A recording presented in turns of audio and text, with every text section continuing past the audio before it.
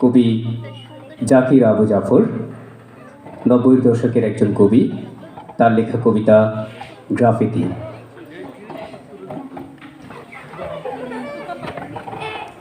যখন চারিদিকে মৃত্যু আর মৃত্যু, লাশ আর লাশ, যখন দিকে দিকে টকপকে বিক্ষোভে বিস্ময়, প্রতিরোধের উত্তাপে ফুটন্ত বিপ্লব, সেই জুলাই বিপ্লবের আগুন ছড়া দিন।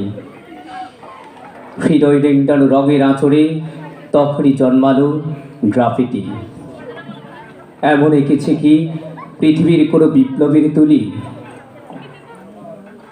ঢাকার প্রতিটি দেয়াল গ্রাফিতির এক একটি বর্ণিল পৃষ্ঠা, প্রতিবাদ বিক্ষোভের বিশাল ক্যানভাস, হৃদয়গ্রাহী স্লোগান, কবিতার বারুদি যেন কোটি কণ্ঠের সমস্বর।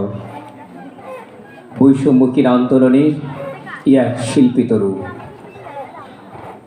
শিল্পকর্মে জ্বলে উঠল এক একটি বাক্য, এক একটি স্লোগান। তীব্র তীক্ষ্ণ বুলেট বিঁধে গেল ফ্যাসিস্ট শৈলীর বুকের শিরায়। আগ্নেয়াস্ত্র পরাজিত এসব গ্রাফিতির রেখার কাছে। রাজপথের দেয়াল, প্রাসাদের পাঁজর এবং পিচ পথের কালো দেহে গ্রাফিতির সমগ্রতায় জড়ানো সাহসীর প্রাণ।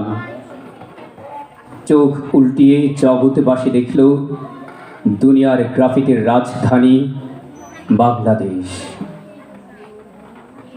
গ্রাফিতির মতো এমন অস্ত্র আমি আর দেখিনি। গ্রাফিতির মতো এমন অস্ত্র আমি আর দেখিনি। ধন্যবাদ সবাইকে।